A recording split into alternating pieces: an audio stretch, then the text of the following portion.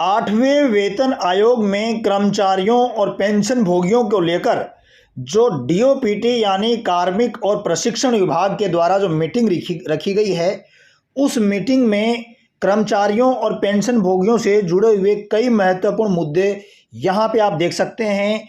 हर 5 साल में पेंशन बढ़ोतरी, जी हाँ, इसके ऊपर बड़ी विस्तार से यहाँ पे चर्चा की गई है। क्या कहा गया है, क्या यहाँ पर जो चर्चा हुई है वो आपको हम बताएंगे। साथ ही आपके कम्यूटेशन की कटौती को 15 साल से घटाकर 12 साल कर देने को लेकर भी यहाँ पर डीओपीटी की मीटिंग में मुद्दा उठाया गया। आपके फिक्स मेडिकल अलाउंस यानी चिकित्सा भत्ता जो है वह 3,000 रुपये हो, और इन 3 बड़ी मांगों के साथ साथ में और भी कई मांगों को यहाँ पर उठाया गया है, जो कर्मचारियों और पेंशन भोगियों के लिए बहुत ही बड़ी जो मांगे हैं वो यहाँ पे रखी गई हैं। और डीओपीटी के जो अधिकारी हैं उन्होंने उसको लेकर क्या कहा है, पूरी जानकारी हम विस्तार से देखेंगे। लेकिन उससे पहले आपसे निवेदन है कि अगर आपने चैनल को सब्सक्राइब नहीं किया है तो हमारे चैनल नेशनल जगत को सब्सक्राइब कर लेवें और वीडियो को लाइक कर देवें। अगर आप कमेंट करना चाहते हैं तो निवेदन रहेगा कि पूरा वीडियो देखें फिर ही कमेंट करें। आधा वीडियो देखकर आप कमेंट करेंगे तो आप सही कमेंट नहीं कर पाएंगे।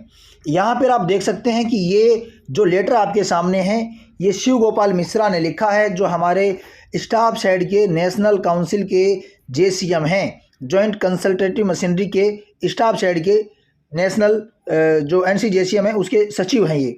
तो यहाँ पर आप देखेंगे कि ये एनसीजेसीएम ने जो लेटर लिखा है ये अपने और स्टाफ साइड के मेंबर के लिए लिखा है।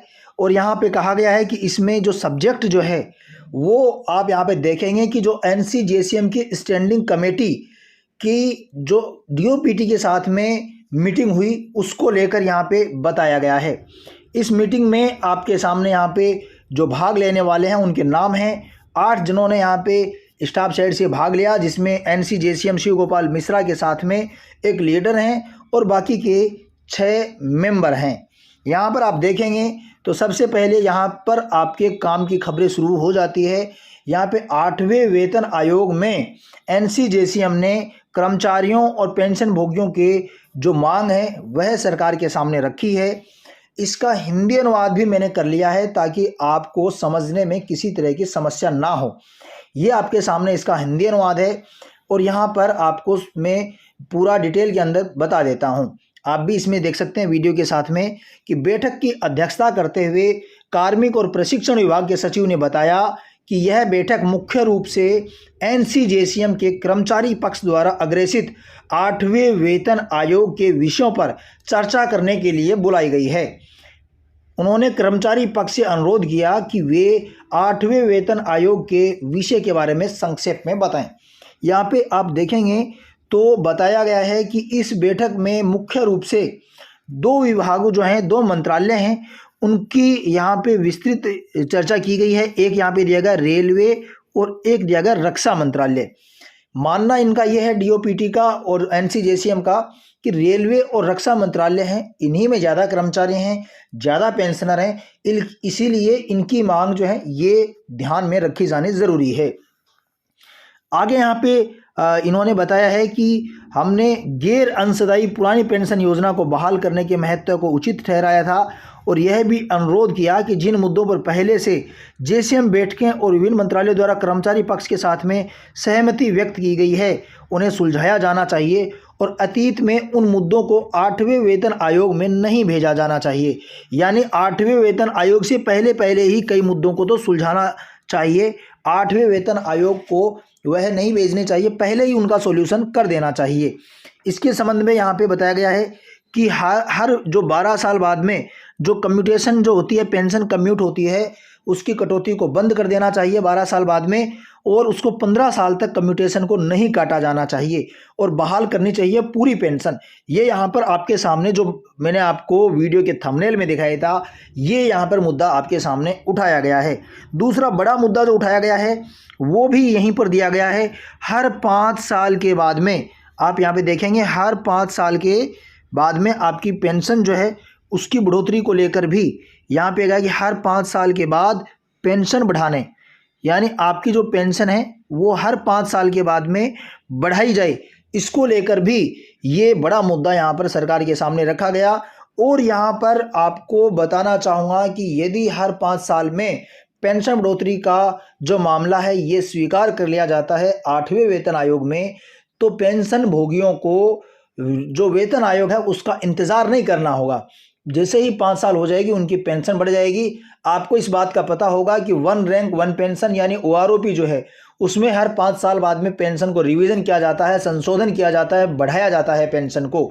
अगर इसी तरीके से सभी पेंशन भोगियों के ऊपर 5 साल वाला ये नियम लागू कर दिया जाए तो बाकी पेंशनर्स को तो ये 5 साल बाद में फ़ायदा मिलता है, और ये जो रक्षा पेंशनर जो हैं, आर्मी के पेंशनर हैं, डिफेंस पेंशनर हैं, उनको ये भी फ़ायदा मिलेगा और OROP में भी उनकी पेंशन है वो रिवाइज होगी, यानी उनको डबल फ़ायदा मिलने लगेगा। अब यहाँ पर आपको बताना चाहूँगा कि ये जो मीटिंग हुई है इसमें एक बड़ी मांग जो और रखी गई है वो आपके FMA को लेकर रखी गई है, फिक्स मेडिकल अलाउंस को लेकर रखी गई है कि FMA यानी फिक्स मेडिकल अलाउंस को बढ़ाते हुए 1,000 रुपये से 3,000 रुपये कर देना चाहिए। ये मांग वैसे जायज़ भी है, इसको हम गलत नहीं बता सकते, क्योंकि इस महंगाई के दौर में 1,000 रुपये में दवाइयों का खर्चा बड़ा मुश्किल होता है। डॉक्टर की फीस जो है वो भी कम पड़ती है, 1,000 रुपये में दवाइयाँ तो दूर की बात हैं। इसलिए इसको बढ़ाकर 3,000 रुपये किया जाना चाहिए।